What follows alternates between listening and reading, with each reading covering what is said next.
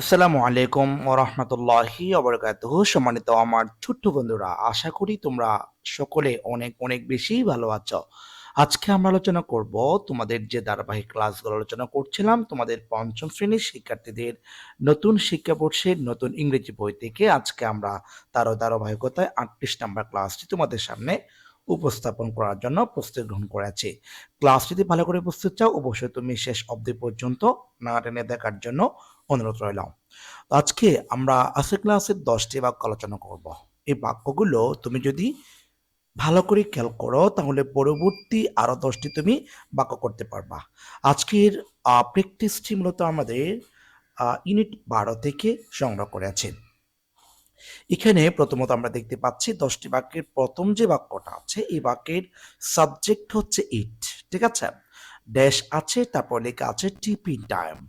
তো আমরা এখানে দেখতে পাচ্ছি টু বি ভার্ব। আমরা জানি কি টু বি ভার্ব বলতে মূলত আমরা পাঁচটি শব্দকে বুঝি। তার মধ্যে একটি হচ্ছে এম, এরপর দেখতে পাচ্ছি ইস, তারপর আছে আর, ঠিক আছে? এরপর হচ্ছে পাস্ট টেন্সে ওয়াজ, এরপর একটি হচ্ছে ওয়ার। তার মানে আমরা টু বি ভার্ব বলতে এই শব্দগুলোকে আমরা মূলত বুঝি। প্রেজেন্ট টেন্সে আমরা এই তিনটে শব্দ ইউজ করি, পাস্ট টেন্সে এই দুটো ইউজ করি। তো সেক্ষেত্রে আমার সাবজেক্ট যেহেতু থার্ড পারসন সিঙ্গুলার, সেক্ষেত্রে আমরা এখানে কি বসাতে পারি? ইজ বসাতে পারি। তার মানে ইট ইজ টিফিন টাইম। আর যদি বা এই ভাবার্থটা যদি পাস্ট টেন্সের কথা চিন্তা করো, সেক্ষেত্রে তোমাকে এখানে কি ব্যবহার করতে হবে? ওয়াজ ব্যবহার করতে হবে। এরপর আমরা দেখছি বি নাম্বার। বি নাম্বারে একটা জিনিস মনে রাখবা তোমরা, সেটা হচ্ছে যদি কখনো কোনো সময় আমার বাক্যটি লেট আস, ঠিক আছে, লেট আস অথবা লেটস, ঠিক আছে, এই দুটি শব্দ দিয়ে বাক্য শুরু হয়, সেক্ষেত্রে এরপর যদি তোমাকে শূন্যস্থান থাকে, যদি ভার্ব বসাতে হয়, সেক্ষেত্রে তুমি সর্বদা বি ওয়ান বসাবা। বি ওয়ান মানে কি? ভার্বের প্রেজেন্ট ফর্ম, ঠিক আছে? ভার্বের কোন ফর্ম? Present form. আচ্ছা, তার মানে আমরা কি করবো? এখানে যেটা ইট আছে, আমরা এই ইট যেটা আছে সেভাবে বসিয়ে দেব। তার মানে লেটস ইট টুগেদার। তারপর আমরা সি নাম্বার দেখবো। সি নাম্বার দেখতে পাচ্ছি হ, আলস, লাইক টু, ঠিক আছে? ইংরেজিতে কতগুলো ওয়ার্ড আছে আমি আপনাদেরকে যদি খেয়াল করি, যে এখানে যে শব্দটি আছে লাইক টু, হ্যাঁ, লাইকের পরে একটা টু দেখতে পাচ্ছি আমরা। টু এর পর যদি টু একটি প্রিপোজিশন, হ্যাঁ, প্রেপোজিশন এটা। প্রেপোজিশনের পরে যদি কখনো শূন্যস্থান থাকে, সেক্ষেত্রে তোমাকে কি করতে হবে? এই ভার্ব যেটি আছে এইখানে যেভাবে আছে আমরা সেভাবেই বসিয়ে দেব। কেননা ওই যে সাবজেক্ট মানে এখানে যেটা লাইক আছে, লাইকের পর টু আছে। আমাদের একটা নিয়ম আছে, নিয়মটা হচ্ছে টু ব্যতীত সকল প্রিপোজিশনের পর যদি পরের পাশে সেটার সাথে আইএনজি হয়, কিন্তু টু প্রেপোজিশন থাকলে এরপরে ভার্বের প্রেজেন্ট ফর্ম হবে। এরপর আমরা ডি নাম্বার দেখব। ডি নাম্বার আমরা দেখতে পাচ্ছি যে এখানে ইউ হচ্ছে আপনার সাবজেক্ট, ঠিক আছে? আমরা জানি কি একটা বাক্য গঠন করার জন্য মূলত তিনটে জিনিসের প্রয়োজন হয়। একটি সাবজেক্ট, এরপর ভার্ব, এরপর হচ্ছে অবজেক্ট, তারপরে আছে আপনার এক্সটেনশন বা অতিরিক্ত অংশ, ঠিক আছে? তখন সাবজেক্ট হচ্ছে ইউ। ইউ এর পর যে শূন্যস্থান রয়েছে, সে শূন্যস্থান আমাদের কি বসাতে হবে? এইট বসাতে হবে।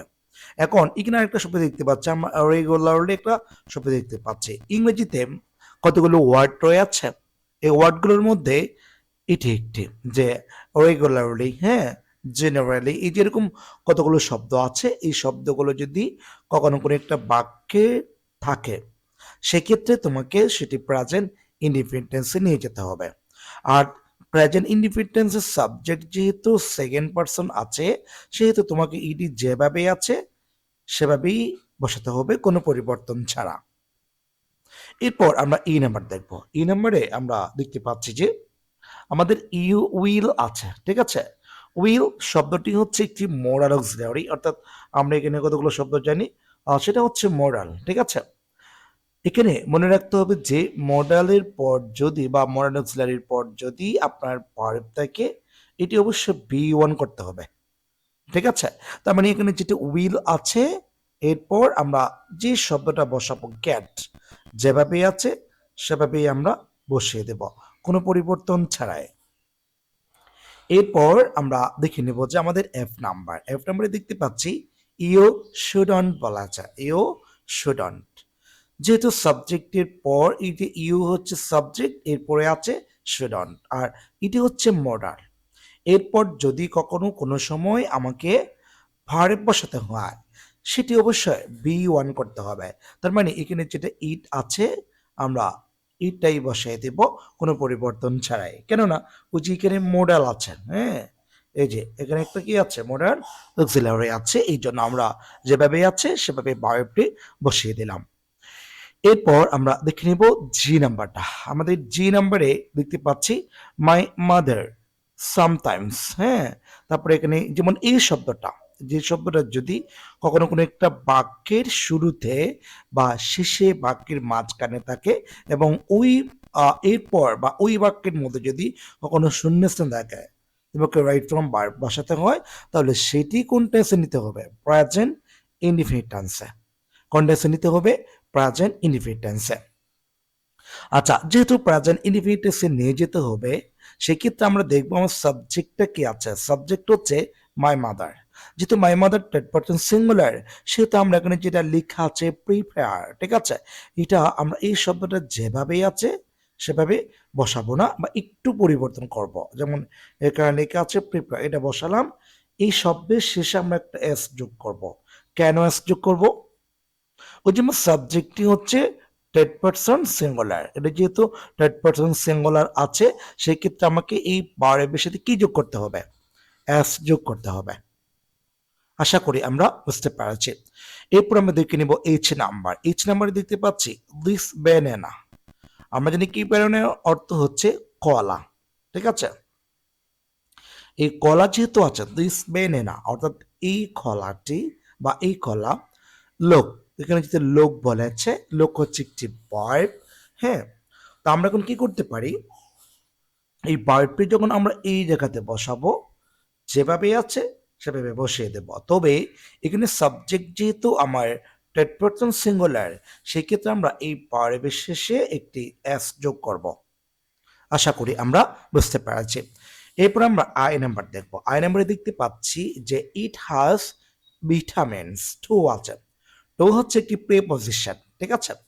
এই প্রিপজিশন টু এর পর আপনি যদি কখনো কোনো সময় কোনো একটা ভার্ব বসাতে চান, সেক্ষেত্রে আপনার কি করতে হবে, এখানে যে শব্দটি আছে গিভ, এই গিভ যেভাবে আছে আমরা সেভাবেই বসিয়ে দেব, কোনো পরিবর্তন করব না। কেন করব না? ও যে আমার টু আছে, এই টু আছে, আমরা একটা নিয়ম জানি কি, টু ব্যতীত অর্থাৎ টু ছাড়া, উইদাউট টু বা সকল, এরপরে যদি আপনার শূন্যস্থান থাকে, ঠিক আছে, উইদাউট টু মানে টু যদি থাকে, এরপর আপনাকে বি ওয়ান করতে হবে।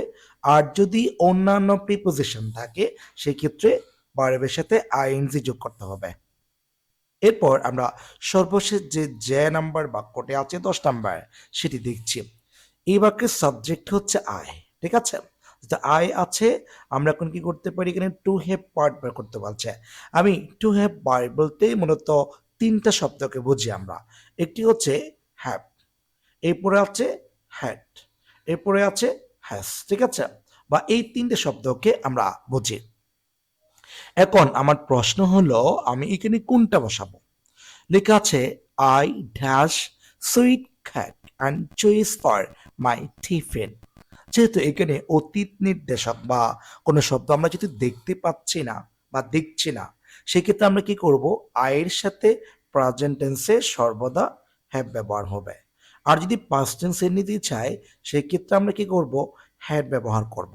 আশা করি আমরা বুঝতে পারছি। তাহলে আজকের ক্লাসে আমরা 10টি বাক্য আপনাদের বোঝানোর জন্য চেষ্টা করেছি। আশা করি আপনারা ক্লাসটি যদি বুঝতে চান, শেষ অবধি পর্যন্ত দেখবেন, এবং ক্লাসটি দেখার পর ভালো লাগে অবশ্যই অন্যদের মাঝে শেয়ার করার জন্য আপনার প্রতি বিনীত অনুরোধ রইল। এই বলে আজকের ক্লাস থেকে বিদায় নিচ্ছি। সবাই ভালো থাকবেন, সুস্থ থাকবেন। আসসালামু আলাইকুম ওয়া রাহমাতুল্লাহি ওয়া বারাকাতুহু।